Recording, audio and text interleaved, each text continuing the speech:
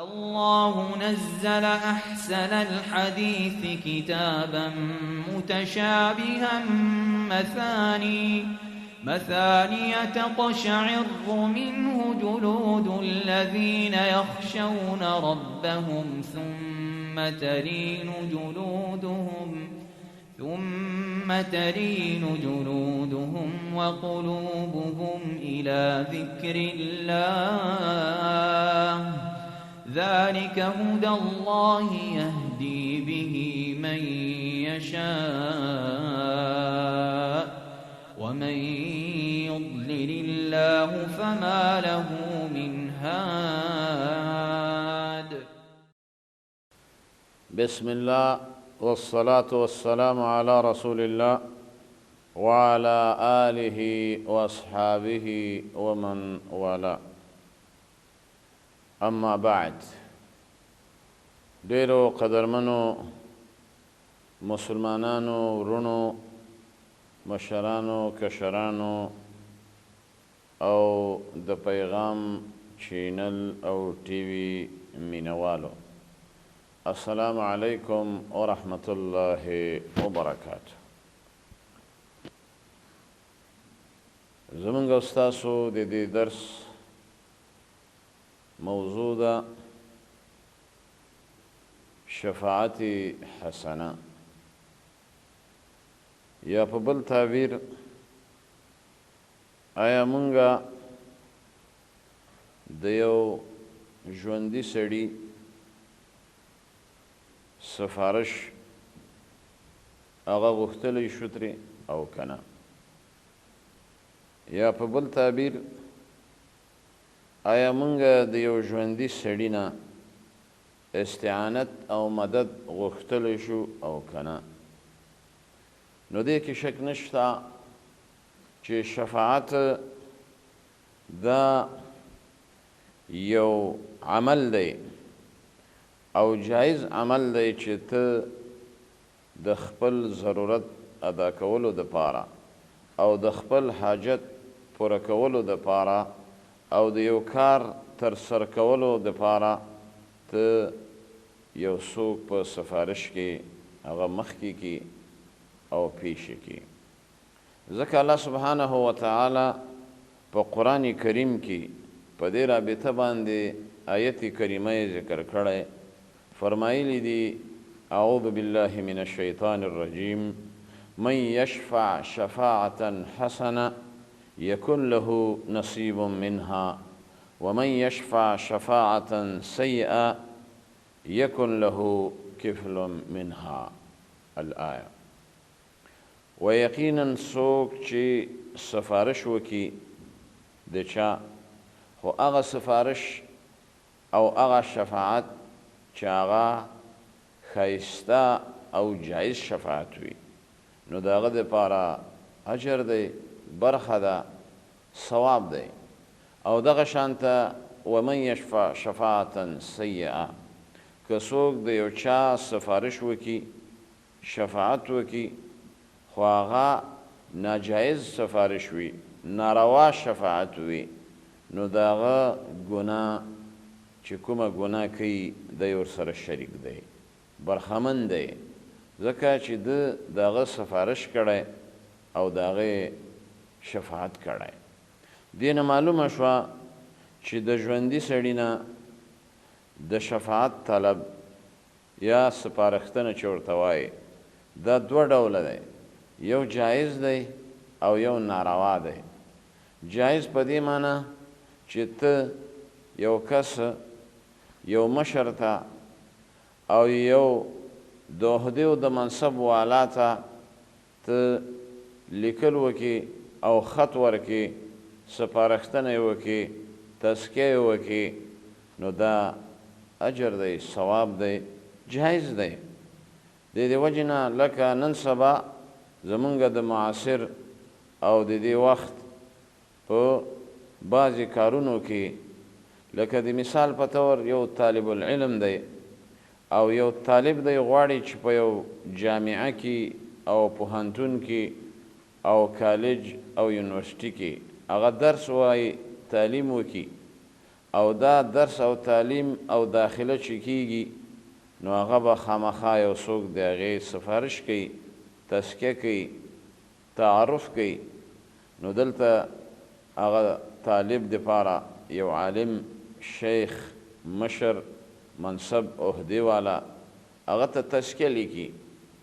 د مثال په طور ولیکي چې فلان د فلاني زوی دا زه پیژنم او د ښکلې او صحیح عقیدې خاوند دی او ډېر حریص دی د علم په زده کولو کې، او زه دا تاسو ته معرفي کوم او نیک انسان دی. او بیا ورته ووایي سنت طریقه هم ده، احادیثو کې هم شته چې لا نزکي علی الله احدا او والله حسیبه، داسې الفاظ هغه ورته ولیکي او بیا د هغې سپارښتنه وکړي. دا بالکل جایز دی او دا روا دی، دا تعاون دی یو قسم. او الله سبحانه وتعالی په تعاون باندې موږ او تاسو ته امر کړی، وتعاونوا علی البر والتقوى ولا تعاونوا علی الاثم والعدوان. په نیکو کارونو کې، ښو کارونو کې تاسو یو د بل مدد کوئ، یو بل د لاسه نیسئ، یو بل له لاس ورکوئ او یو د بل سپارښتنه کوئ، خو چې د تقوا کارونه وي، د تقوا امور وي او دیندارۍ کې وي، په روا او نیکو کارونو کې وي. او هغه سپارښتنه چا ناروا ده، ناجایز دی، حرام دی، د هغه نه به ډډه کوئ. ولا تعاونوا علی الاثم والعدوان. په ګناهونو کې، په نارواو کې، په دې کې به د چا سپارښتنه نه کوئ او نه به د چا شفاعت کوئ. لکه د صحیح مسلم په حدیث کې راځي چې یو تن هغه غلا کړې وه او د هغې دپاره صحابو سپارښتنه شروع کړه چې اوس دی د ښه خاندان انسان دی او بدنامي ده، شرمیدل دي، نو د رسول الله ته سپارښتنه پکار ده چې هغه ته څوک سفارشي پیش کو. چې په دې کې د ټولو مشوره راغله چې په دې کې اسامه چې د زید بن حارثه زوی دی، الله ته ډېر محبوب دی، حب رسول الله به هغه ته ویلې. نو هغه د الله نبي ته ورمخکې شو. د الله نبي ډېر سخت په غصه شو چې تاسو سپارښتنه کوئ فی حد من حدود الله، په تنفیذولو د حد کې د الله د حدودو، چې هغه دې نافذ نشي، هغه دې تنفیذ نشي، هغه دې عملی نشي. او بیا قسم وکړ، وی فرمایل چې که فاطمه د محمد صلی الله علیه وسلم لور غلا وکړي لقطعتو یدها، نو خامخا به زه د هغه لاس غوڅومه، حد الله د حدودو به پې تنفیذومه. یقینا هلاک شوي دي مخکیني خلک په یهودو نصاراو کې، اهل کتابو کې، چې په هغو کې به مخوریز او مشهور او معروف او خاندانی سړی، مالداره سړی، هغو به چې کله یو ګناه وکړه او په هغو باندې به حد قایمېده، نو هغه به یې ترکو، پرېښوسته. او کله به چې یو کس کمزوره و، ضعیفه و، غریب و او څوک به یې نه و، نو په هغو به یې حد قایم که. په دې باندې خو دوی هلاک شوي دي. نو په داسې څیزونو کې به د چا سپارښتنه نه کوي او نه جایز دی، نه روا ده. نو دې وجې نه الله سبحانه وتعالی هغه شفاعت حسنه هغه باندې الله اجر ورکوي، اما په شفاعت سیئه، ناروا، حرام، ګناه، هغه باندې بیا ګناه مرتبوي او دی به پکې شریک وي. نو ځکه نبی کریم صلی الله علیه وسلم فرمایي اشفعوا تؤجروا. تاسو سپارښتنه کوئ د خپل مؤمن مسلمان نیک انسان او تاسو له به الله سبحانه وتعالی اجر درکوي. دې د وجې نه یو حدیث کې دام راځي من استطاع منکم ان ینفع اخاه فلیفعل. که څوک غواړي چې یو مسلمان ورور هغه له فایده ورسوي نو دا کار دې وکړي. خیر الناس من ینفع الناس. بهترین د خلکو هغه کس دی چې بل له فایده ورسیږي. دا نه چې ځان نه لړم جوړ کړي، ځان نه مار جوړ کړي، بعضې انسانان دي هغو کې صفتونه د لړمانو مارانو کې سته پیدا شوي او پیدا کیږي چې کله د حد نه ووځي. د دې وجې نه بعضې انسانان دي هغه کې مزاج او طبیعت او خوی د لړم پیدا شي. لړم چې کله چاله ټک ورکوي او چیچي په دې باندې لذت او خوند اخلي. ځینې زمونږ په ټولنه کې داسې انسانان شته، داسې خلک شته چې په اذیت رسولو کې مسلمان ته، په تکلیف رسولو کې مؤمن ته هغه خوند او لذت اخلي. د هغه په بېعزتۍ کې خپل عزت ګوري، د هغه په هلاکت کې خپل هغه حیات بولي، د هغه په بېعزتۍ کې خپل عزت هغه لټوي. دا ښه صفت نه دی، دا خو د حیوانیت صفت دی، دا خو د درندګانو صفت دی، دا خو د هغه ځناورو صفت دی، دا خو د لړمانو مارانو صفت دی. د دې وجې نه قدرمنو عزیزانو حدیث کې راځي پیغمبر علیه السلام به د مؤمنانو حاجتونه پوره کوله. او یو حدیث کې راځي پیغمبر علیه السلام فرمایي لأن امشي فی حاجة او فی حاجة اخی، که زه د یو مسلمان په حاجت کې لاړ شم، روان شم او د هغه حاجت زه پوره کم، سپارښتنه یې وکم، نو احب الی دا ماته ډېر خوښ او محبوب ده من ان اعتکف شهرا، د یو میاشتې اعتکاف نه. ځکه دا یو اجتماعي عمل دی، مسلمان له د خیر رسیدلو عمل دی. نو د دې وجې نه قدرمنو ګڼ شمېر احادیث دي په دې باب باندې. نبی کریم صلی الله علیه وسلم فرمایلی دي چې المسلم اخو المسلم لا یظلمه ولا یحقره ولا یسلمه. مؤمن د مؤمن ورور دی، مسلمان د مسلمان ورور دی، نه هغه ذلیله کوي، نه هغه شرموي او نه هغه باندې ظلم و زیاتی کوي. بلکې من کان فی حاجت اخیه، یو سړی د یو مسلمان د حاجت دپاره روان شو، سپارښتنه یې وکړه، شفاعت حسنه یې وکړه، کان الله فی حاجته، الله سبحانه وتعالی به د ده حاجتونه پوره کړي. الله سبحانه وتعالی به د ده هغه کارونه سیخ کړي، برابر کړي.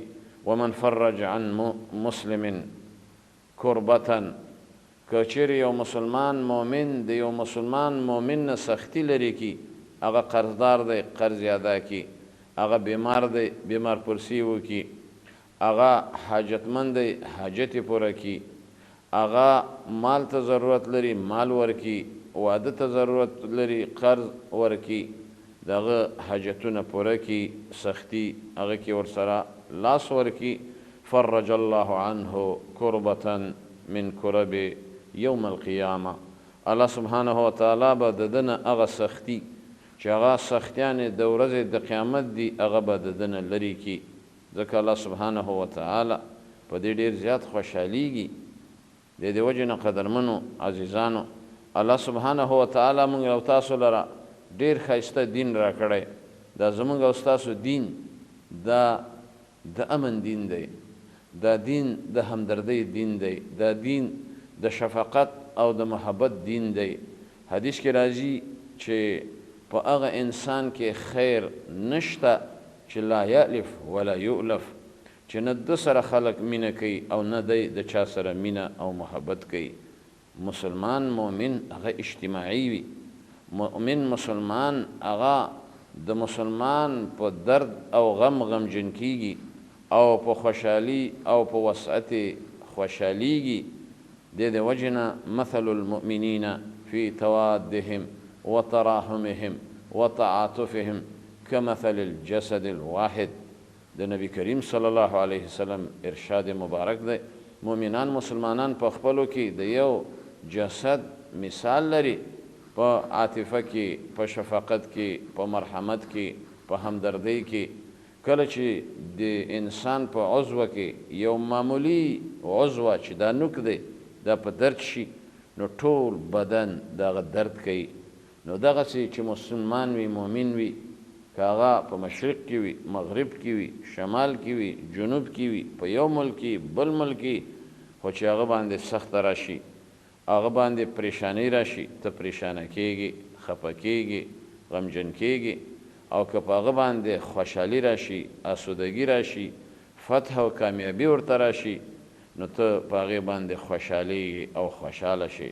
دا د ایمان او د مؤمن اوچت صفت دی.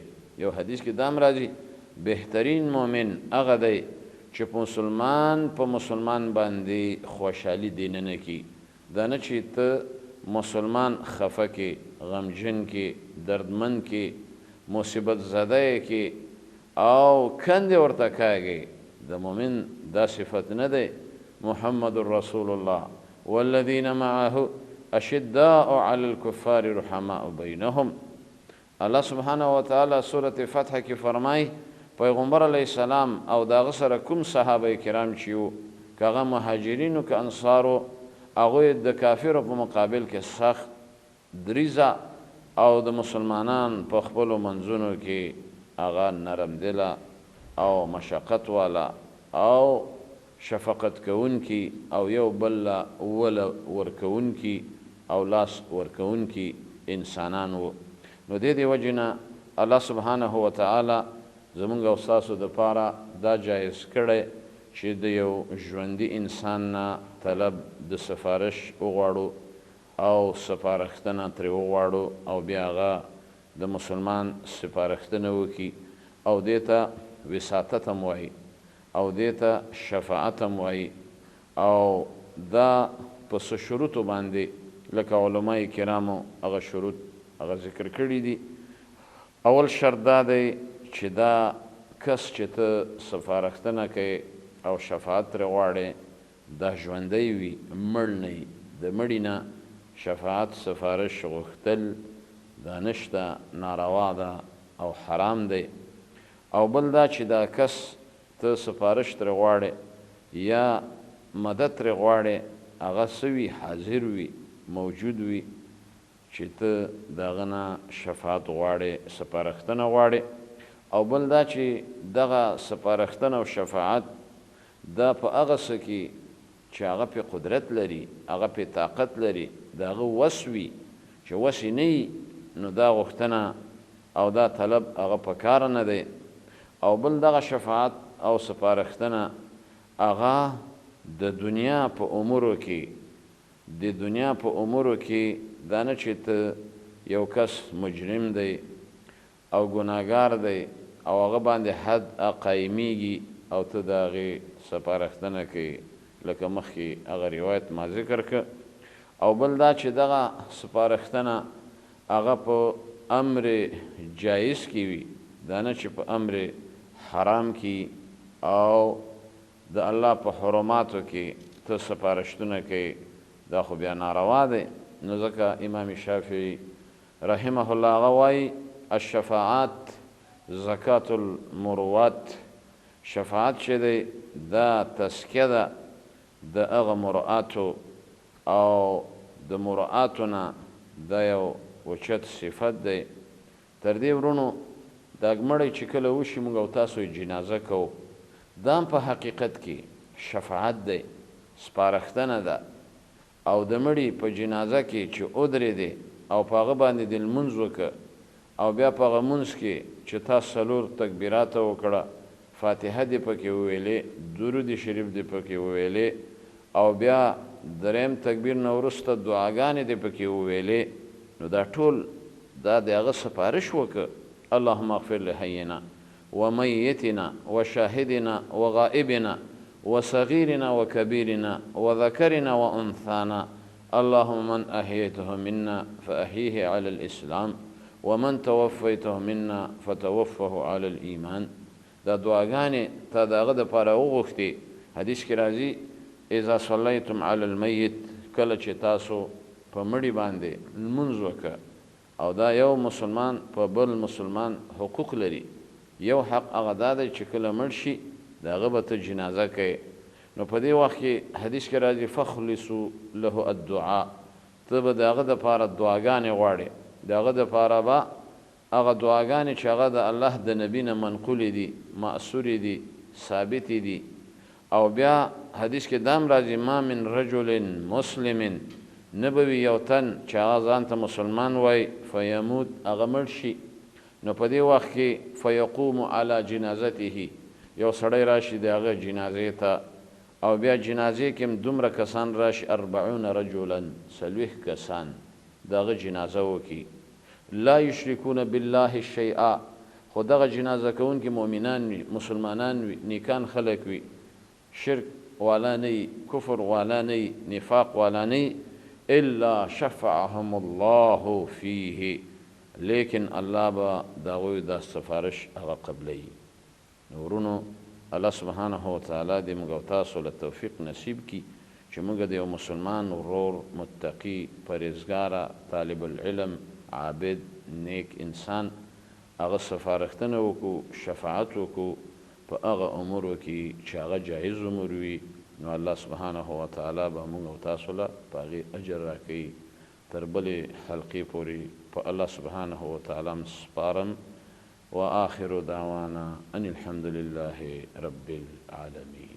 الله نزل أحسن الحديث كتابا متشابها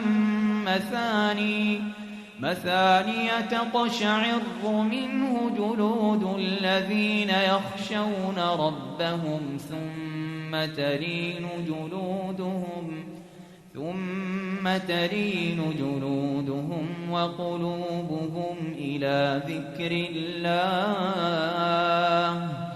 ذلك هدى الله يهدي به من يشاء ومن يضلل الله فما له